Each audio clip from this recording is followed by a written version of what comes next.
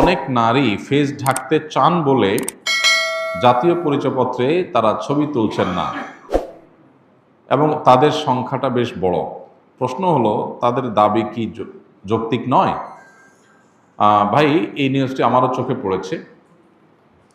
অনেক মহিলা, লক্ষ লক্ষ মহিলা সারা দেশে যারা ফেস ঢেকে থাকেন, তাদের কেউ বলেন যে আমরা জাতীয় পরিচয়পত্র এনআইডি এটা করতে চাই, কিন্তু আমাদের ফেস দেখাতে চাই না।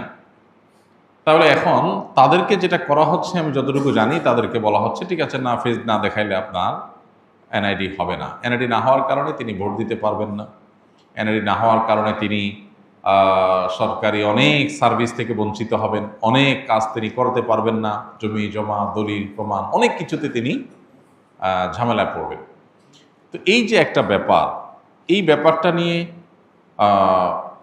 আমার মনে হয় না আমাদের সমাজে যারা সুশীল দাবি করেন তারা পজিটিভলি কখনো ভাবেন। অথচ চিত্রটা যদি উল্টা হতো, আমরা সে আলাপ পরে আসতেছি যে এটা দাবিটা যৌক্তিক না অযৌক্তিক, এই বোনদের, আমাদের এই মহিলাদের।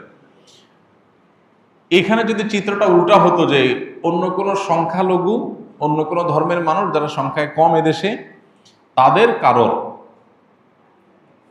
ধর্মীয় কারণে তারা ছবি তুলতে চাচ্ছেন না, তাদের ধর্মের নিষেধ, বিরাট বড় আন্দোলন তারা গড়ে তুলতেন যে ধর্মীয় অধিকার রক্ষা করতে হবে সংখ্যালঘুদের, অতএব তাদের অধিকার রক্ষা করার জন্য তাদের জন্য ছবি ছাড়া এনআইডি করার সিস্টেম চালু করা হোক, এরকম ব্যবস্থা রাখা হোক যে তারাও যেন বঞ্চিত না হয়।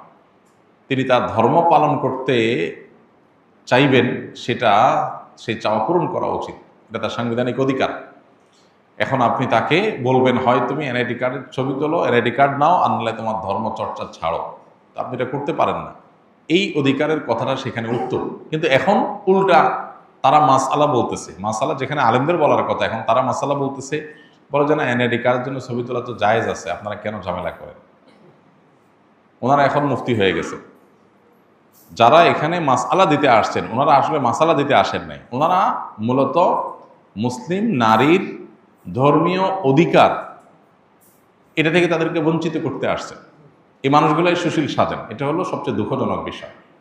লক্ষ লক্ষ নারী, লক্ষ লক্ষ নারী এদেশে, তারা তাদের ফেস ঢাকেন, পরপুরুষের সামনে ফেস দেখান না।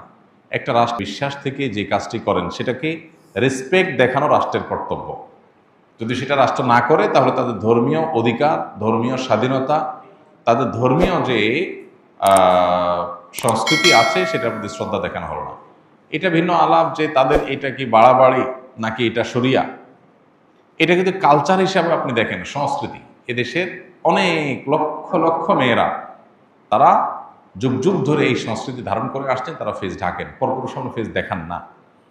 তো এই সংস্কৃতিটাতে এই মাটির মানুষ ধারণ করছেন যুগ যুগ ধরে, সেটার প্রতি রেসপেক্ট দেখানো আপনার কর্তব্য। পৃথিবীর অন্যান্য উন্নত দেশে জনগণের চাওয়াকে এত রেসপেক্ট করা হয়, এত গুরুত্ব দেওয়া হয় যে জনগণের বিপুল সংখ্যকের কোনো চাওয়ার বিপরীতে কখনো কোনো আইন, কোনো সিস্টেম তারা হতে দেয় না। তো আমি আশা করব এখানে যে সমস্ত বোনরা তারা ফেস ঢাকতে চান, তাদেরকে সে অধিকার দেওয়া উচিত, এবং তাদের আইডেন্টিটি যদি কোথাও নিরূপণ করা কঠিন হয়, তাহলে সেক্ষেত্রে বায়োমেট্রিক পদ্ধতি থাকবে, আরও বহু পদ্ধতিতে তাদের আইডেন্টিটি যাচাই করা যেতে পারে। সে বাধ্য করা হয় একজন পুরুষ লোকের সামনে তাকে ছবি তুলতে হবে, এটা কিভাবে গ্রহণযোগ্য হতে পারে? যদি কোনো নারী ছবি তুলতে রাজিও হন আর তিনি পরপুরুষের সামনে নিজের ফেস দেখাতে রাজি না, তাহলে একজন মহিলা অফিসার দিয়ে, একজন মহিলা মানুষ দিয়ে ওই মহিলার ছবি তোলানো উচিত। এতটুকু রেসপেক্ট যদি মানুষের ধর্মীয় কার্যক্রমের প্রতি না থাকে, তাহলে এটা আমাদের জন্য লজ্জা জাতি হিসাবে, এর চেয়ে বড় কিছু নাই, এর চেয়ে বলার কিছু নাই। দুর্ভাগ্যজনক যে অনেক জায়গাতেই এই সংবাদগুলো আমরা শুনতে পাচ্ছি যে অনেক মেয়েরা তারা ছবি তুলতে রাজি, কিন্তু পরপুরুষের সামনে তুলবেন না, কিন্তু তাদেরকে বাধ্য করা হয়, এছাড়া অপশন নেই। তো এটা অবশ্যই অগ্রহণযোগ্য, এগুলোর বিরুদ্ধে আমাদের কথা বলা উচিত, এবং দীর্ঘদিন পর্যন্ত দিনই চর্চা করাটা এদেশে নানাভাবে একরকমের অপরাধের মতো এটাকে দেখা হয়েছে, একটা বিমাতাসুলভ আচরণ করা হয়েছে। এই আচরণ যদি চলতে থাকে, তাহলে সমাজের বিপুল সংখ্যক মানুষকে আপনি যদি আপন করতে না পারেন বা তাদের হতে না পারেন, তাদের আবেগ অনুভূতি এবং ধর্মকে যদি আপনি রেসপেক্ট করতে না পারেন, তাহলে কীভাবে একটা রাষ্ট্রকে আপনি এগিয়ে নিয়ে যেতে পারবেন? এটা কোনোদিনই সম্ভব না।